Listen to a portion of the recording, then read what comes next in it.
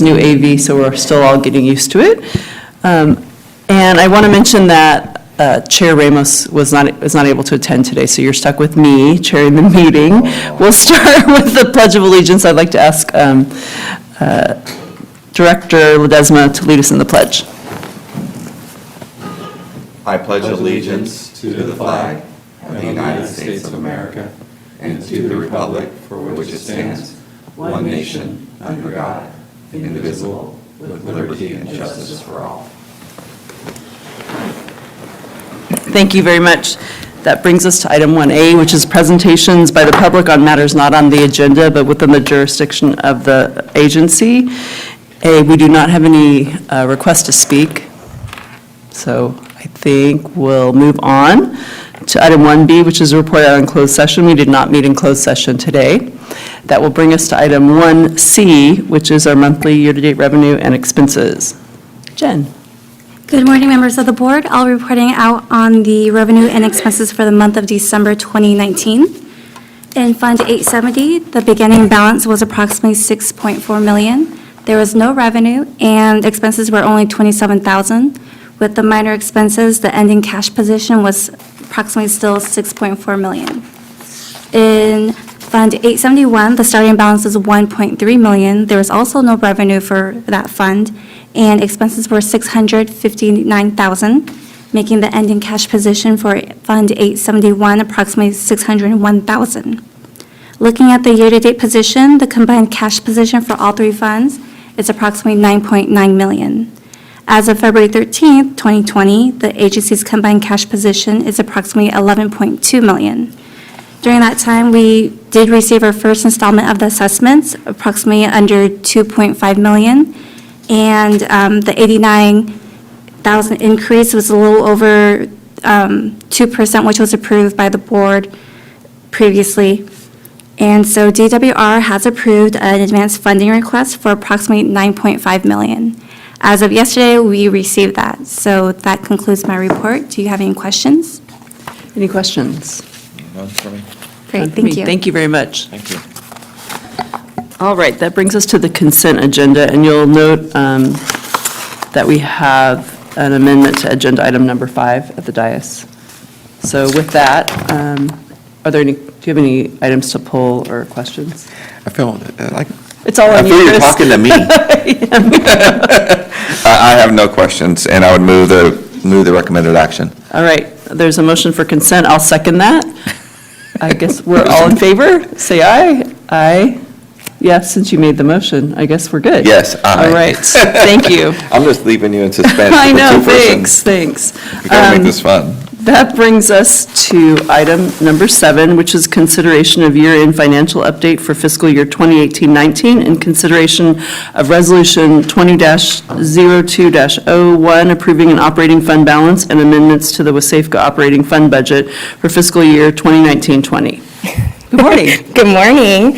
All right, so my agenda report covered 3 core items, the first of which was the fiscal year 2018-19 financial update for the audited budget to actuals. The second was we had mentioned back in June that we would come forward with a recommendation for a reserve policy. And then the third is related budget amendments with that reserve policy as well as one additional item. So let's see if I can get this to work. No, is it on? Oh, now it went too far. There we go. All right, so the first one I just wanted to briefly talk about and then see if you had any questions. With the fiscal year 2018-19 budget to actuals, for Fund 870, we were pretty much on target as far as the budget to actuals at the net level. I think there was a difference of just under $11,000 from the budget amount to the actuals. Within the report and in the attachments, we detailed on a line item basis what each of those made up, and then a little brief explanation if there wasn't a variance. But if you have any questions, I can definitely answer them. I think we're good. We'll All keep right. rolling. We're good, yeah. We may have questions at the end. Okay. We'll keep rolling on. Thanks. All right, so next is the recommendation for the administration and operating reserve policy. So this is related to the Fund 870, which is where we maintain our administration and operating budget. So the request would be to maintain a minimum reserve amount equal to the annual operating expenses. So that would be set each year at the time the budget was adopted.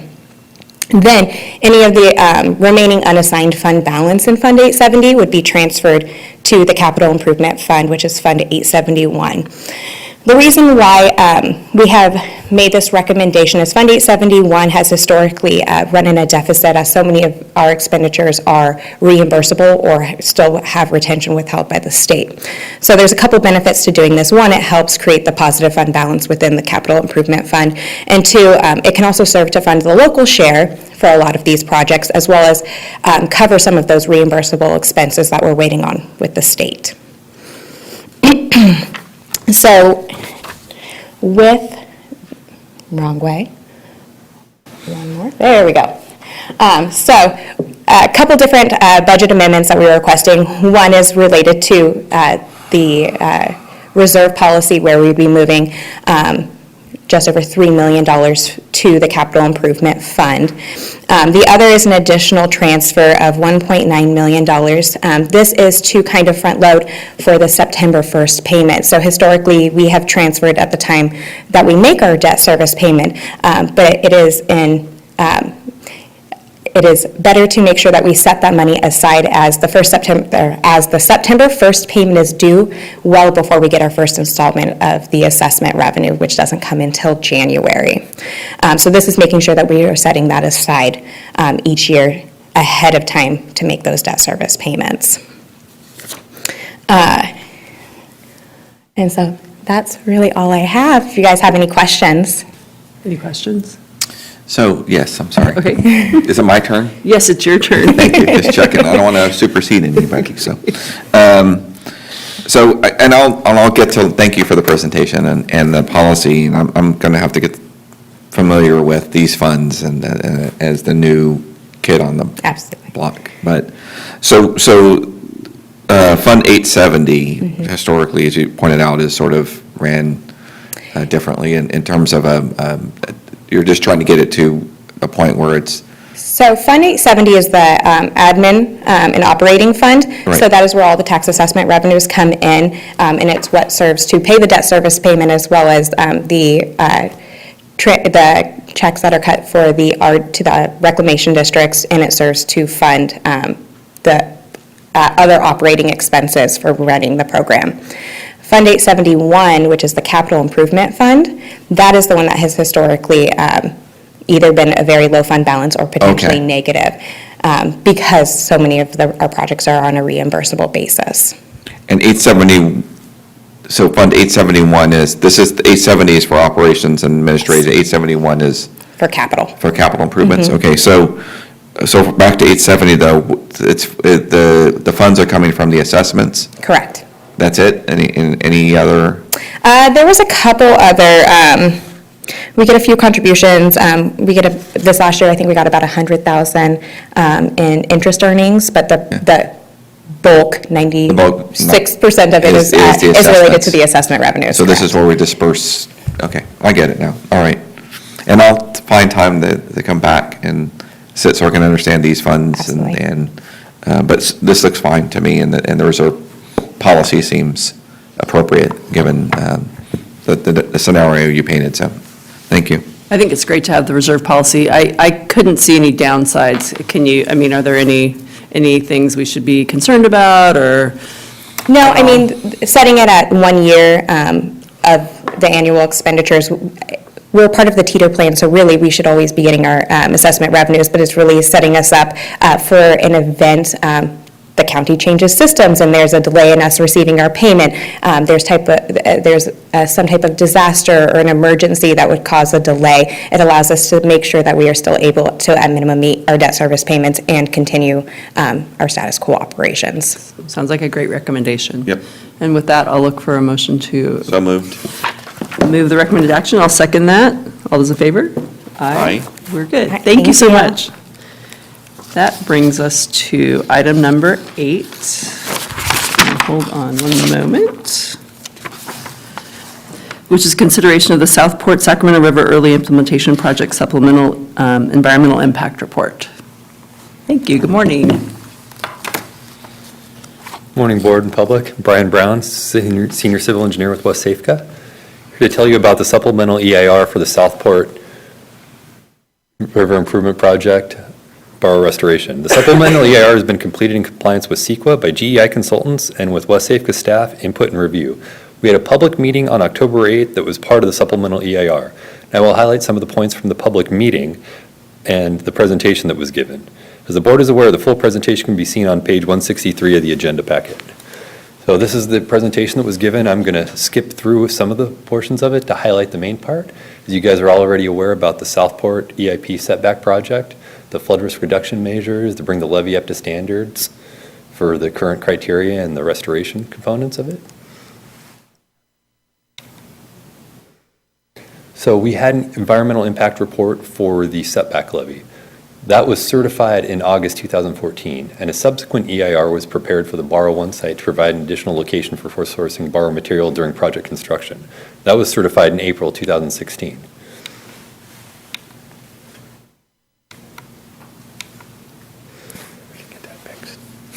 Okay, the construction was completed in 2018, as you know, but now we need to import up to 600,000 cubic yards of material to restore borrow sites to excavate the project desired elevations and contours for those borrow sites. And the borrow sites were identified in the EIR, but they were in West Sacramento, hence the supplemental EIR. So now the plan is to fill material from the Sacramento Regional Water Treatment Plant, which we had a contract to purchase for $1 for 600,000 cubic yards. So we have to haul it from Elk Grove area over here, hence the need for the supplemental EIR. So in that supplemental EIR, you can see some of the borrow sites right here, the levee. So we're going to restore the borrow sites to the land that was there before, basically raise the land to the contours before we borrow the material. And we want to minimize the extent possible the additional land disturbances and restoration requirements for sourcing the new material in this project. So in this project, I'm skipping through some of the background here. So you can see right here on the map, we have the regional water treatment plant in Elk Grove and the borrow restoration sites along the levee that are hatched out there in West Sacramento. So there's some mitigation measures that need to take place, and most of those deal with emission. We have to mitigate for the large trucks they're going to be using and the trucks that are going to be hauling on the EIR. But all potentially significant impacts from the proposed project would be mitigated to a less than significant level by implementation of the mitigation measures. So very minor mitigation measures compared to your standard EIR. So here we're recommending that the board approve two motions. The first motion would be the staff requests the board adopt the findings of fact, adopt the mitigation monitoring and reporting program, certify the supplemental EIR, and authorize the West Safeco General Manager to file the notice of determination with the State Clearinghouse. Thank you. Any questions? No. So we've had a request to actually take this up in two parts, and the first is a request to adopt the findings of fact, adopt the mitigation monitoring and reporting program, and certify the supplemental EIR, and authorize the Safeco General Manager to file the notice of determination. So moved. I'll second that. Any discussion? Okay. All those in favor signify by saying aye. Aye. Okay. And then to separately approve the 90% plans and specifications for the Borrow Restore project. So moved. I'll second that. All those in favor signify by saying aye. Aye. Thank you very much. All right, thank you, board. Thank you. All right. And that brings us to project updates. You're in the light. I am. Morning, Vice Chair Sandine and member of the board. I just wanted to go over just a few of the items that's in the flood program update that I think are worth calling attention to.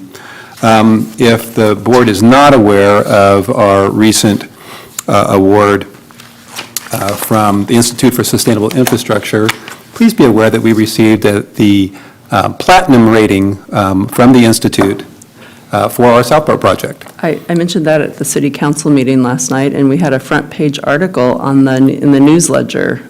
Excellent. West Sac News Ledger yesterday, if you haven't seen it yet. I have not seen that, so I Yeah. will definitely look for it.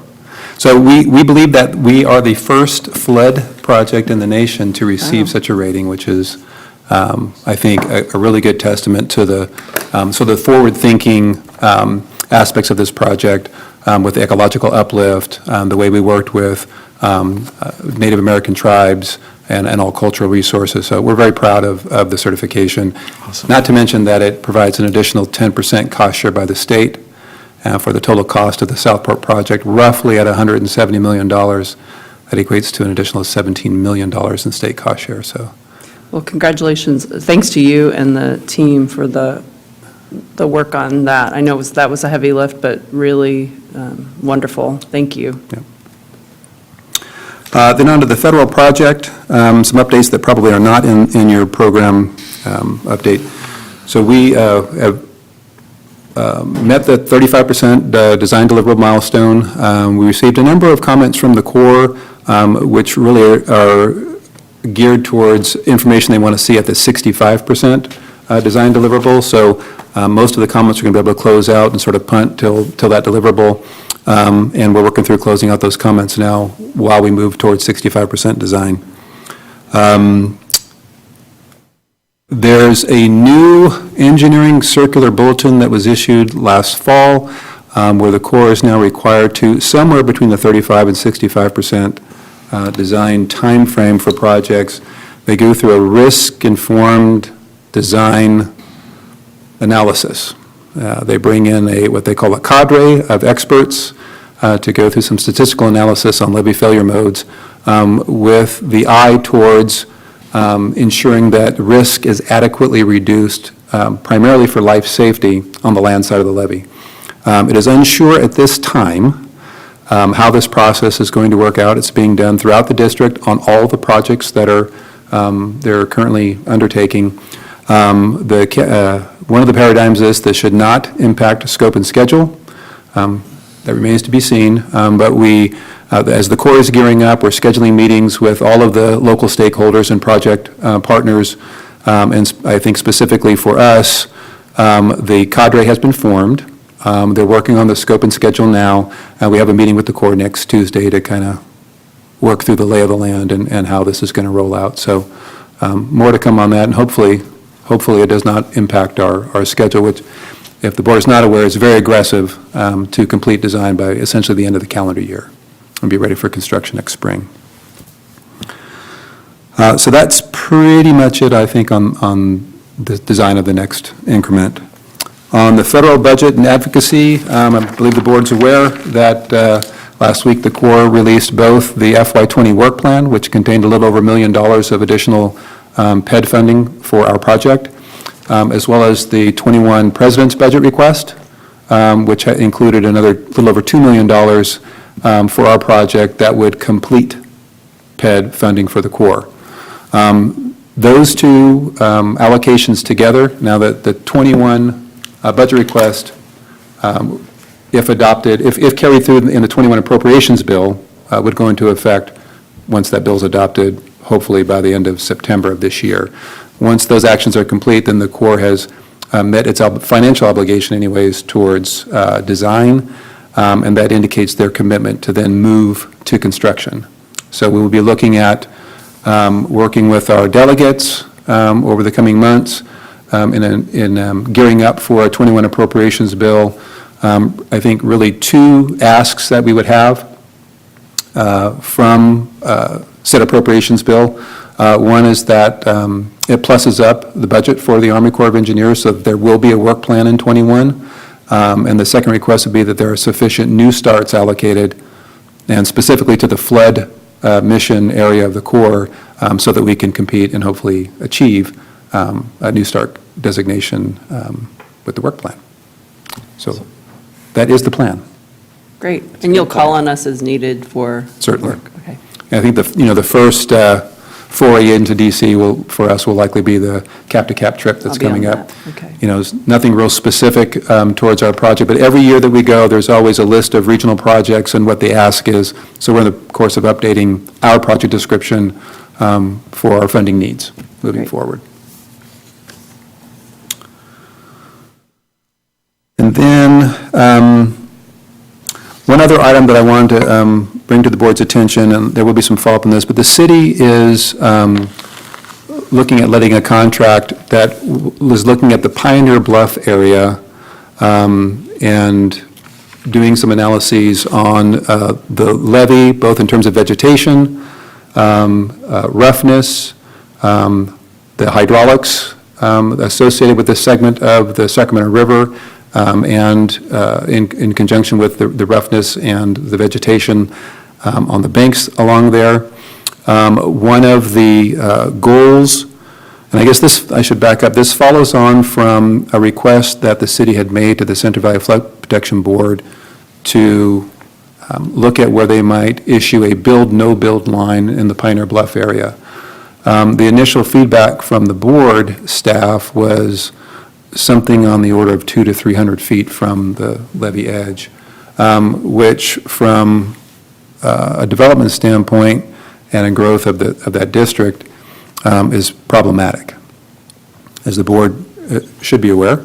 Pioneer Bluff area is an area of extremely high ground.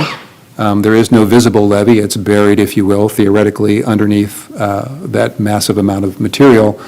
And so our GRR and our federal project does look at making some improvements to pretty much the waterside slope. But there really are no specific plans for any slurry wall or anything like that. We will likely benefit from some of the analysis that's done here. One of the tasks that's being proposed by the consultant is to look at other ways of managing the levee prism there, or the waterside slope, in lieu of a construction project through O&M and other means. And so we're interested in partnering with them, or I would like to propose to the board that we'd be interested in partnering with them. There could be some very valuable information that could inform our federal project as it moves forward. So I would ask the board's permission that I continue working with city staff and then bring some more specifics back to the board at a later date on a potential cost share in that contract for the elements that serve our program. Sounds reasonable to me. Yeah, absolutely. One of the things that I think I'd like to raise at this time for the board's consideration at a future meeting as well is previous general managers have been granted some limited authority for purchasing authority, absent bringing items to the board. And for items such as this, it may be advantageous for the current general manager to have some authority so that we don't have to serially bring things to both the board and the council for approval. I think previous limits for general managers were not to exceed $50,000 for some discretionary action. I think other general managers were given, with regards to real estate, some flexibility with a $25,000 leeway with above direction from the board. So with the board's permission, I'd like to look at bringing an item back to the board, perhaps at the next meeting, to perhaps grant some authority to the general manager so that we can maybe streamline some of this work and be as nimble as we can. That sounds reasonable, and I think having an annual or semi-annual, whatever, report of some of those actions so that we're made aware of that list would. Yeah, and it would be my intent to Include that. both bring items to your attention before, and then as well as after any action taken that supports our Yeah, program. I think that's reasonable. All right, thank you. And that concludes, yes, that does conclude my presentation. Thank you. Any Good work. questions? Yeah, no, it's Okay. good work on all of it. That brings us to director's comments. Director? No, all Okay. right, good. We'll be here all night. Okay, and that moves, motion to adjourn? So moved. Second? Okay, we are adjourned. Thank you very much. Good morning.